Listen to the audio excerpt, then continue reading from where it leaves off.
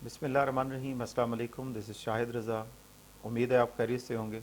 तो आज मैं आपसे इस वीडियो में बहुत इम्पॉर्टेंट टॉपिक्स शेयर करने जा रहा हूँ और मैं डिस्कस करूँगा वो इम्पॉर्टेंट पॉइंट्स और वो टॉपिक्स जो आपके लिए किसी भी इम्तिहान में यूज़फुल हो सकते हैं और आपके लिए हेल्पफुल साबित हो सकते हैं।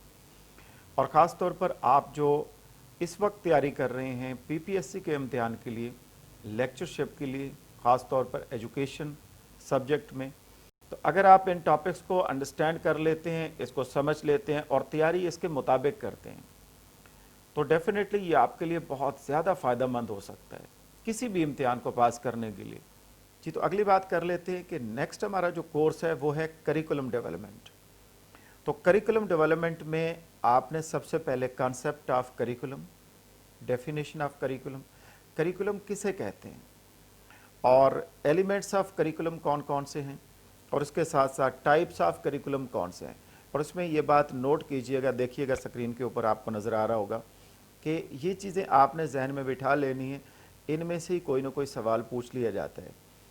यानी कोर करिकुलम क्या है, किसे कहेंगे कोर करिकुलम। इसी तरीके से इंटीग्रेटेड करिकुलम क्या होता है, इसी तरह से हिडन करिकुलम क्या होता है। बहुत ज़्यादा क्वेश्चन पूछा जाता है हिडन करिकुलम। बहुत सारी चीज़ें हम एक दूसरे को देख के सीख जाते हैं, ऑब्जर्वेशन से सीख जाते हैं। उसके लिए बाकायदा हमें कोई कोर्स नहीं पढ़ाया जाता। हम अपने पेरेंट्स को देख के बहुत सारी चीज़ें सीख जाते हैं, हम डिसिप्लिन को देख के बहुत सारी चीज़ें सीख जाते हैं, दोस्तों में रहते हुए बहुत सारी चीज़ें सीख जाती हैं। ये जो सीख रहे हैं ना, इसे कहते हैं हिडन करिकुलम। इसके साथ साथ टीचर सेंटर्ड करिकुलम है, लर्नर सेंटर्ड करिकुलम है, एक्टिविटी सेंटर्ड करिकुलम है। तो इनकी बुनियादी अंडरस्टैंडिंग भी ज़रूरी है। तो नेक्स्ट इसमें मॉडल्स हैं जो करिकुलम डेवलपमेंट के मॉडल्स हैं। तो इनमें से बुनियादी तौर पर ये दो जो है वो बहुत अहम तरीन हैं, इसकी मालूमात आपको होनी ज़रूरी है। जिसमें सबसे पहला है टाइलर मॉडल, इसमें क्या बात डिस्कस की गई है, और साथ साथ हिल्डा टाबा मॉडल। टाबा ने क्या चीज़ डिस्कस की है करिकुलम डेवलपमेंट के हवाले से अपने मॉडल में। तो करिकुलम के हवाले से अगर आप इतना भी कर लेते हैं तो बहुत हद तक चांसेस हैं कि आप पेपर में अगर कोई सवाल आ जाता है तो उसको बेहतरीन तरीके से अटैम्प्ट कर पाएंगे। नेक्स्ट कोर्स जो है वो है रिसर्च मेथड्स इन एजुकेशन, और बहुत अहम तरीन कोर्स है। इसमें से बहुत सारे क्वेश्चन पूछे जाते हैं और इस पे आपने सबसे ज़्यादा फोकस करना है रिसर्च मेथड्स के ऊपर। तो आप देख रहे हैं कि सबसे पहले रिसर्च का कॉन्सेप्ट क्या है, एजुकेशनल रिसर्च किसे कहते हैं, साइंटिफिक मेथड क्या है, उसके स्टेप्स क्या हैं साइंटिफिक मेथड के। फिर आ जाएंगे हम टाइप्स ऑफ रिसर्च क्या हैं, और क्वालिटेटिव रिसर्च है, क्वांटिटेटिव रिसर्च है, और बेसिक रिसर्च है, अप्लाइड रिसर्च है, एक्शन रिसर्च है। इसके साथ साथ फर्दर आगे बढ़ें तो केस स्टडी है, एथनोग्राफिक है, और फिर हिस्टोरिकल रिसर्च है, डिस्क्रिप्टिव रिसर्च है, और एक्सपेरिमेंटल रिसर्च है। इन रिसर्च की टाइप्स के बारे में भी मालूमात बहुत ज़रूरी है कि आपको होनी चाहिए। नेक्स्ट टॉपिक है रिसर्च प्रॉब्लम। तो रिसर्च प्रॉब्लम क्या होता है, सोर्सेज क्या हैं उसके, और प्राइमरी और सेकेंडरी सोर्सेज किसे कहते हैं, रिसर्च हाइपोथेसिस क्या है, मफरूज़ा जो बनाया जाता है, एजुकेटेड गेस जिसे कहते हैं हम, और हाइपोथेसिस की टाइप्स कितनी हैं, और इसको किस तरीके से आप लिखते हैं, इसको स्टेट कैसे किया जाता है, स्टेटमेंट कैसे होती है इसकी। नेक्स्ट आते हैं सैम्पलिंग के ऊपर। तो सैम्पलिंग क्या है, पॉपुलेशन क्या है, सैम्पलिंग प्रोसीजर क्या है, और इसकी डिफरेंट टर्मिनोलॉजीज़ है। इसके ऊपर मैंने पहले एक वीडियो बनाई हुई है, आप देखना चाहें तो ऊपर आई बटन में मैं इसका लिंक दे दूंगा, आप वहाँ से इसको देख सकते हैं। और इसके बाद टाइप्स ऑफ इंस्ट्रूमेंट्स हैं, डाटा हासिल करने के लिए कौन से इंस्ट्रूमेंट्स यूज़ किए जाते हैं, क्वेश्चनर किसे कहते हैं, इंटरव्यू किसे कहते हैं, इनकी फिर टाइप्स क्या हैं इंटरव्यू की, और ऑब्जर्वेशन क्या होती है, रेटिंग स्केल क्या होता है, और इसमें मेजरमेंट स्केल्स क्या होते हैं। तो इसके बारे में भी आपने थोड़ा सा जहन में रखना है। तो अभी हम डिस्कस कर रहे थे कि मेजरमेंट स्केल्स क्या है, नॉमिनल स्केल है, ऑर्डिनल स्केल है, इंटरवल स्केल है, और रेशो स्केल है। तो इन चारों स्केल्स में ख़ास बात क्या है, इनकी नॉमिनल की ख़ास बात क्या है, ऑर्डिनल की क्या है, इंटरवल में क्या बात की गई है, रेशो स्केल की ख़ास बात क्या है, ये आपको पता होना ज़रूरी है। तो नेक्स्ट पॉइंट डाटा एनालिसिस और स्टैट के हवाले से आपने मुख्तसर से जहन में रखना होगा कि डिस्क्रिप्टिव स्टैटिस्टिक्स किसे कहते हैं और इन्फ्रेंशियल स्टैटिस्टिक्स किसे कहा जाता है, इन दोनों में बुनियादी डिफरेंस क्या है, फ़र्क क्या है, और इसमें mean, mode, median, standard deviation, range और कॉरेलेशन, टी टेस्ट, सी टेस्ट।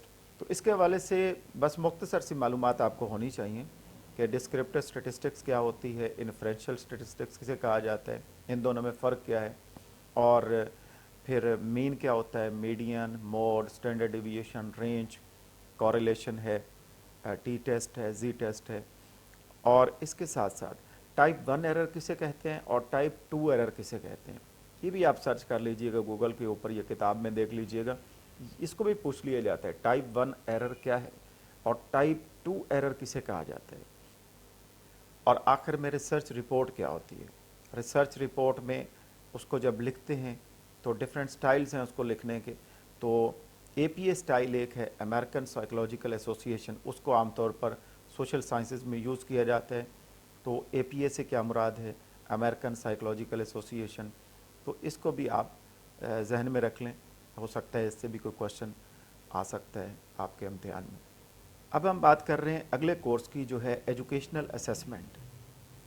तो एजुकेशनल असेसमेंट में सबसे पहले असेसमेंट क्या होती है, और यहाँ पे 3 टर्मिनोलॉजीज़ हैं जिनमें बुनियादी डिफरेंस आपको याद होना चाहिए।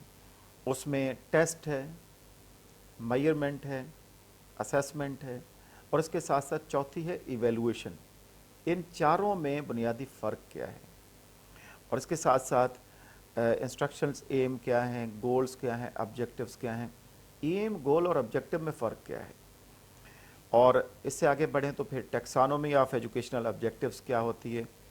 टेबल ऑफ स्पेसिफिकेशन बहुत ज़रूरी है, इसको आपने याद रखना है।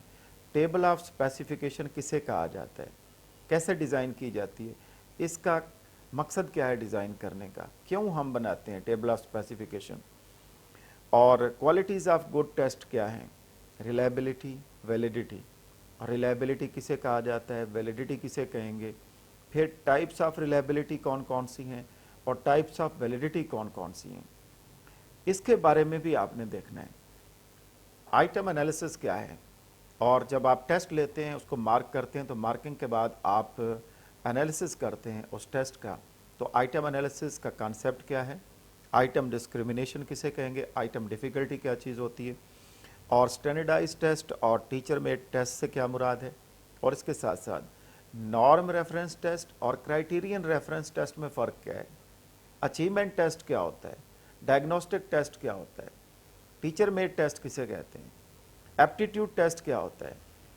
तो ये सारे टाइप्स ऑफ टेस्ट जो है ये भी आपने इसकी अंडरस्टैंडिंग भी ज़रूरी है। इसके बाद हम आते हैं MCQs, और MCQs जब बनाया जाता है तो ऊपर जो स्टेटमेंट होती है उसको क्या कहते हैं, फिर उसके जो 4 ऑप्शन है उसको क्या कहा जाता है, और उसमें जो सही जवाब होता है उसको क्या कहा जाता है।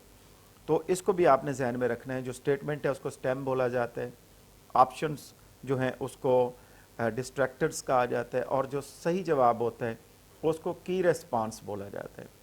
और इसके बाद रूब्रिक्स क्या होते हैं, रूब्रिक्स क्यों डिज़ाइन किए जाते हैं, क्यों बनाए जाते हैं, उसका फ़ायदा क्या होता है रूब्रिक्स का, और रूब्रिक्स की टाइप्स कौन कौन सी हैं। तो ये चीज़ें आपने एजुकेशनल असेसमेंट में याद करनी है। और आखिरी कोर्स आपका इस इम्तिहान के लिए जो आपने तैयार करना है, इसमें मुख्तसर सी चीज़ें आपने जहन में रखनी है, जिसमें गाइडेंस एंड काउंसलिंग या लीडरशिप एंड मैनेजमेंट के हवाले से गाइडेंस और काउंसलिंग का डिफरेंस क्या है, लीडरशिप एंड मैनेजमेंट में क्या फ़र्क है, और इसके बाद इसकी टाइप्स हैं, डायरेक्टिव काउंसलिंग है, नॉन डायरेक्टिव काउंसलिंग है, और एक्लेक्टिक काउंसलिंग है।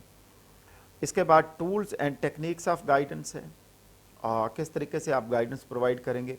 और इसमें एक कंसेप्ट होता है रेपो बिल्डिंग, यानी आप एक साजगार माहौल बनाते हैं, उसमें आप बंदे को बिठाते हैं, उस फ़र्द को बिठाते हैं जिसको आप गाइड करने जा रहे होते हैं, जिसकी काउंसलिंग करने जा रहे होते हैं। तो इस रेपो बिल्डिंग कैसे करेंगे, रेपो क्रिएट कैसे करेंगे।